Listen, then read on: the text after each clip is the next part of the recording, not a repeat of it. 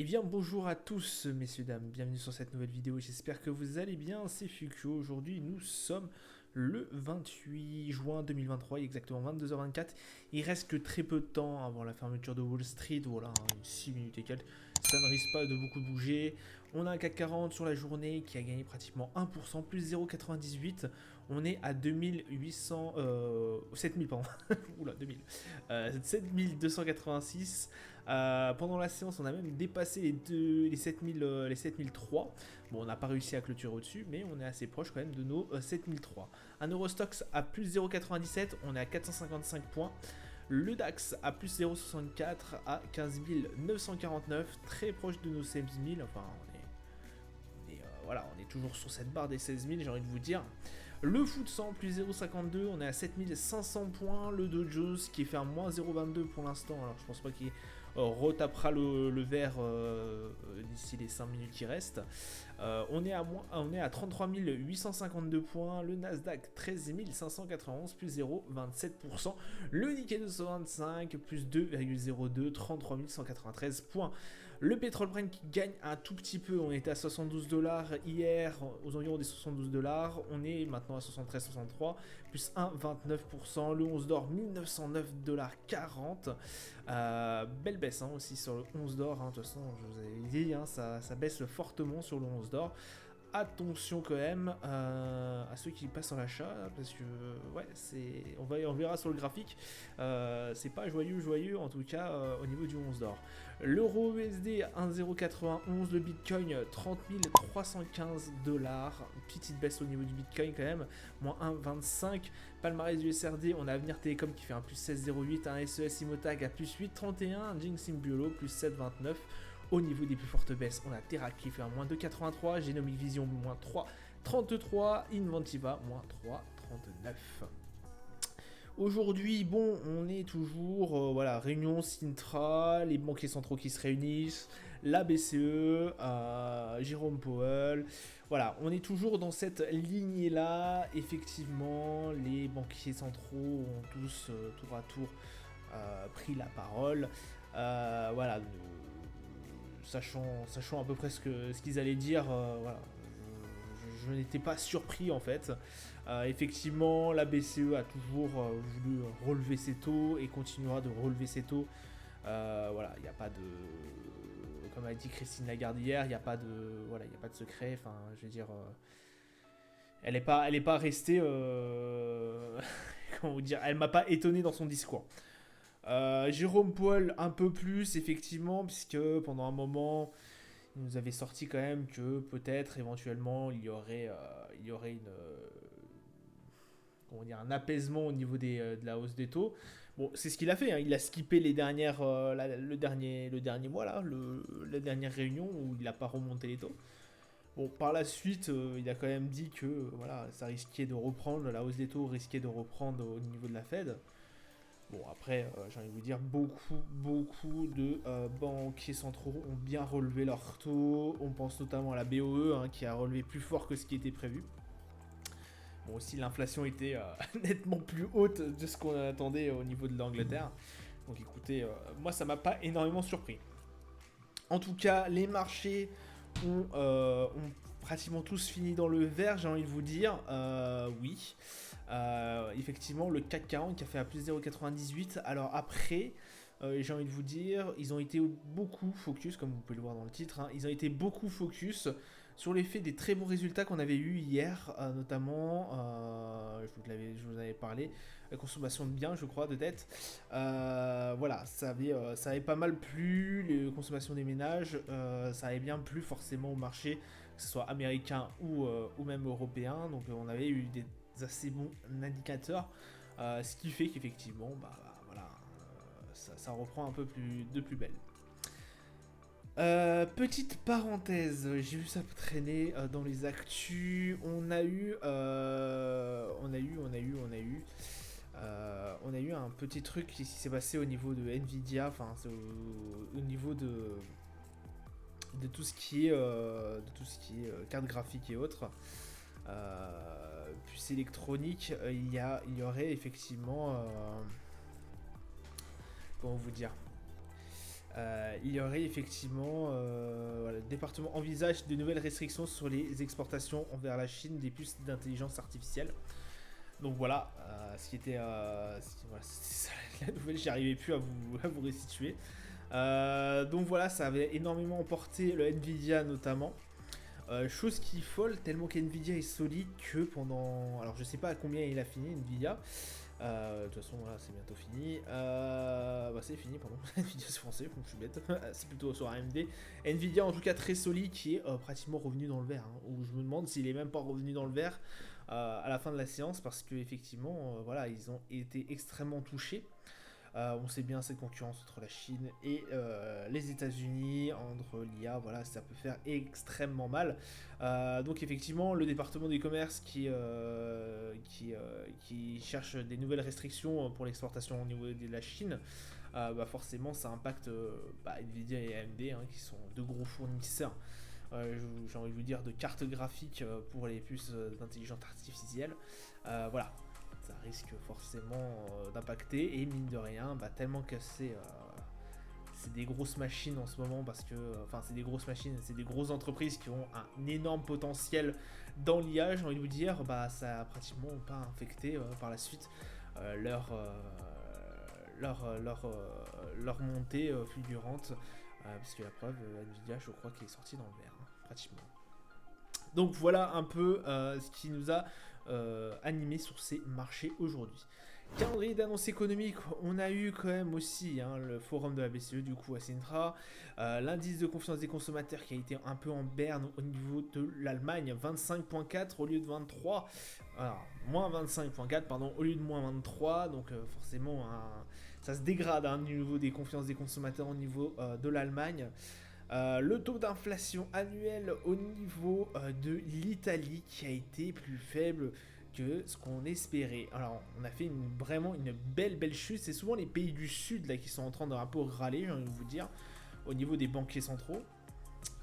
Puisqu'effectivement les pays du sud commencent à avoir une inflation qui descend fortement par rapport aux pays du nord. Hein. Quand vous prenez par exemple l'Italie qui a une inflation qui descend bien en dessous, regardez on attendait un 6.8, valeur précédente 7.6%, et là on a eu un 6.4, donc vraiment une inflation qui descend fortement.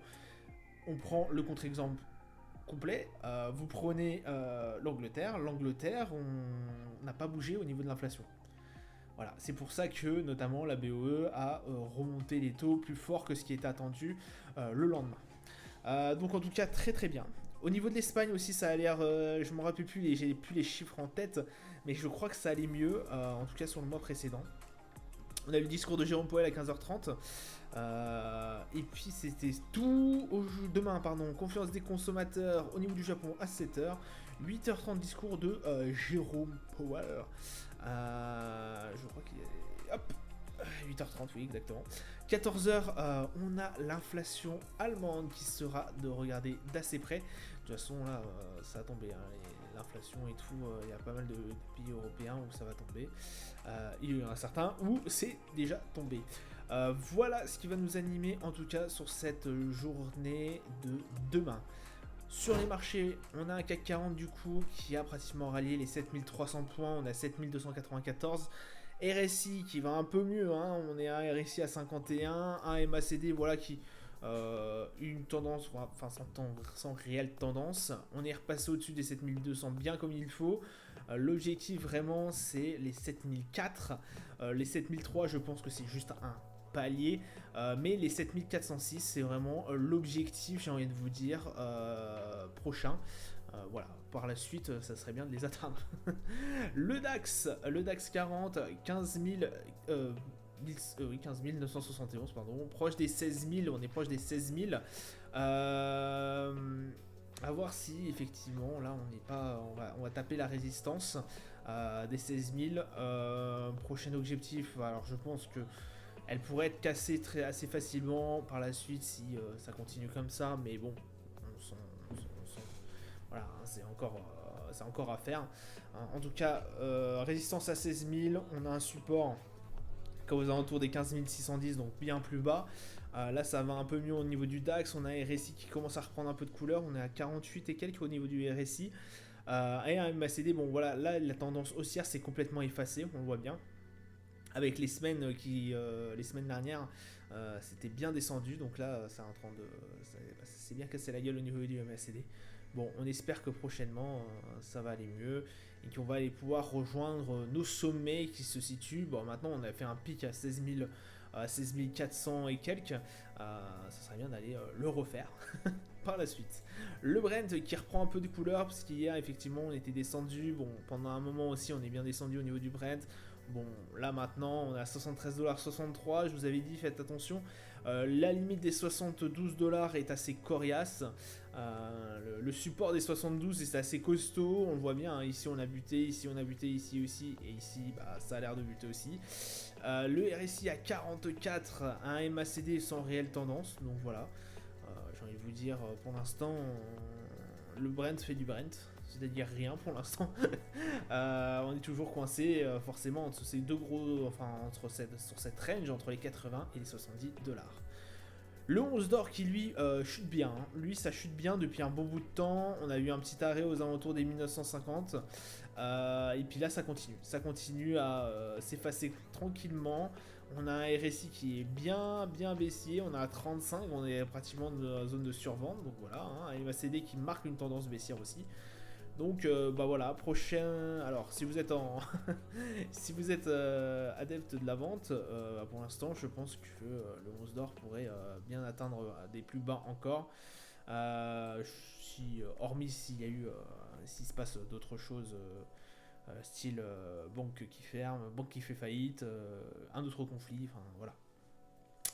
En tout cas, on a un support aux alentours des 1879 et du coup une résistance aux 1955. Je pense pas qu'on la reverra de sitôt cette résistance des 1955, puisqu'effectivement, pour l'instant, même voilà, c'est en train de se tasser. Les banques, ça va à peu près mieux pour l'instant. Même malgré les hausses de taux, j'ai envie de vous dire, on n'a pas eu encore d'autres alertes rouges, donc on va voir par la suite, mais voilà, on pourrait toujours être étonné, mais pour l'instant c'est en train de se replier tranquillement, en tout cas sur le 11 d'or. Le S&P qui reprend aussi un peu de couleur, 4384. Écoutez, toujours avec un objectif. Alors on a eu un plus haut depuis cette année aux alentours des 4400 et des patates, hein, 4430. Là on est à 4384, ça va le faire tranquillement. Je pense que le S&P va remonter encore un peu. On a une grosse résistance aux alentours des 4005, un support aux alentours des 4003. Donc voilà, on n'a pas été le chercher, on a respiré un petit coup quand même. Avec ces séances baissières, on a pu reprendre un peu de souffle et pour aller chercher encore plus, je l'espère. Un RSI de toute façon qui marque une tendance haussière, hein, on n'est pas dupe, à 62 et quelques. Et un MACD de toute façon aussi, on voit bien. Hein, on voit bien que là, le MACD, c'est haussier quoi. Hein. Le Nasdaq qui lui n'a pas autant pris son souffle que ça. On est aux alentours des 15 000 avec une barre effectivement, un support aux alentours des 14 000 et une résistance à 15 150. On a été la dépasser pendant un court moment. Après, ça s'est soldé par une journée baissière juste ici. Un RSI qui reste aussi très potable comme le S&P à 61. Donc on est vraiment sur de l'aspect aussi. Hein. De toute façon, le MACD le marque aussi avec une très forte, une très grosse tendance haussière. Ça monte depuis avril. Hein. Donc le Nasdaq en très bonne forme. Le Dow Jones, bon lui qui se replie un peu, on a été chercher bien profond aussi encore sur cette séance, on est même descendu aux 33 700. Bon là ça va un peu mieux, on va finir légèrement en baisse, hein, 33 900. Forcément toujours dans cette range entre les 33 000 et les 34 300. Bon, pour l'instant, on verra par la suite, mais ça risque de pas forcément trop bouger. En tout cas, je vois mal pour l'instant le Dow Jones dépasser les 34 300. Un RSI à 53 et un MACD qui marque une légère tendance haussière. C'est vrai qu'on est un peu plus haussier depuis fin mai. Mais voilà, rien de folichon. On n'est pas non plus à des performances comme le S&P ou le Nasdaq. Voilà, ça sera tout pour moi pour aujourd'hui. Je vous souhaite une excellente journée, une bonne soirée à vous. Je vous dis à plus tard.